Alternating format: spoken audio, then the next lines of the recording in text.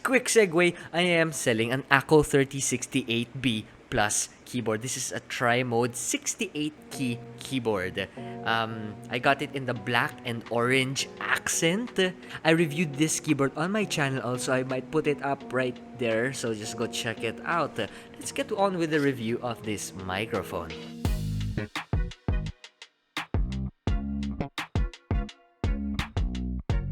Right now, we have the AC turned on and one floor fan turned on. You're hearing me from them both at the same time. Right now, you're only hearing me through the retro mic that I got right here. Alright, so right out of the bat, I noticed that the retro microphone does not pick a lot of the lower ends. So what we're gonna be doing is we're gonna be moving it closer to my mouth.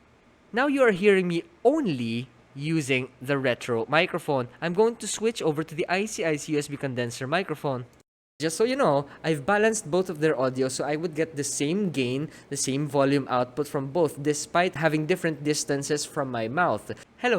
Now we are using the retro microphone. Again, this is how it sounds like. Right now, I am using the PM461 RGB USB microphone from Mono. I've also reviewed this microphone on my channel just so you'll get an idea of how the retro microphone sounds compared to many other microphones that I have.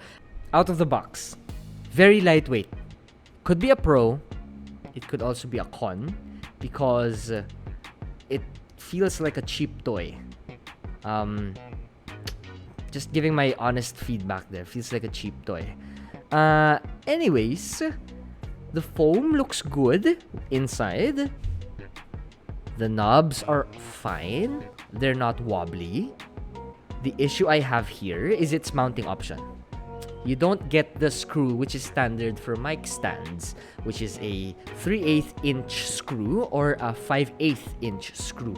What you get is a 1/4 inch screw, which is usually the mounting options for cameras or ring lights. So far I have some adapters here, which is a 3/8 inch to a 1/4 inch screw adapter, so that I could mount this to my mic stands. I have no problem there, but you might. I would have really appreciated it if the wire, the cable that they used is braided. But right now, you can see there's a spring that protects it, but that spring doesn't really feel nice. Right here, you get a gear. I think you called it a gear. What do you call that again? Anyways, you can move the head of this microphone. It clicks 4 times. 1, 2, 3, 4. So I mean, I think that's just all right. But then again, the hinges feel a little cheap. Okay, so since we've talked about its build quality, I can now use the microphone to do some tests with it. Right now, our volume is at 25%. I'm going to raise it to 50%. Hello, this is my voice at 50%. I hope I am not clipping, and I hope you cannot hear the background noise that much. Going to 100%. I guess you're hearing a lot more of my floor fan and my AC.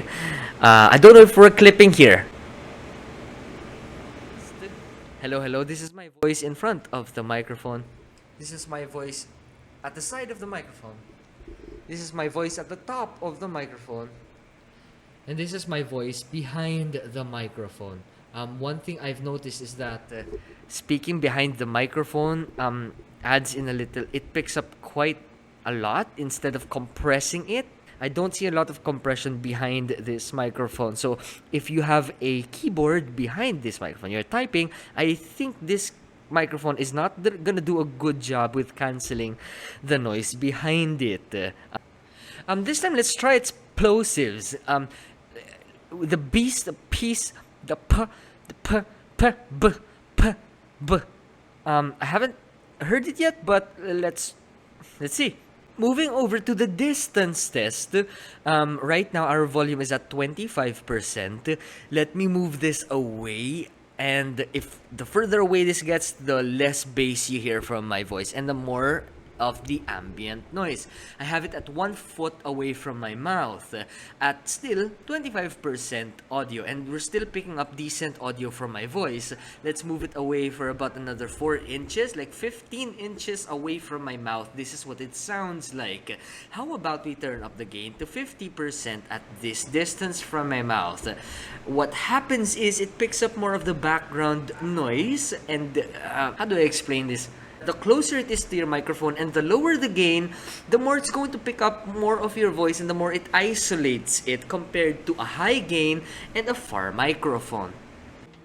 We're gonna talk about the pros and the cons in one fell swoop, one click of the recording. Okay, pro here is that it's got very good design. I like the design, but the con here is that the build quality isn't very good. It feels cheap, feels like a cheap toy. A pro here again is it's got a gain knob. So you would expect this at its price point to have a gain knob, but it's got another knob wherein you can balance the monitoring audio and the PC volume. I think it's a feature that's pretty handy. Having said that, it's got a monitor jack at the left side, and that is a pro. It's always a pro to be able to monitor your voice with a USB microphone. That way, you know how loud you're getting and you know whether you're clipping or not. As for its mounting option, is that a pro? Is that a con? I would say it is a con. If you're going to use this microphone and mount it on the standard microphone stands that you might have, you're probably going to need an adapter such as this. I might put the links down in the description. I hope I do not forget. Do you like this microphone? Don't you like this microphone? Let me know. But for me, will I use this microphone? I won't. This is Biboyharanero. I will see you guys next time.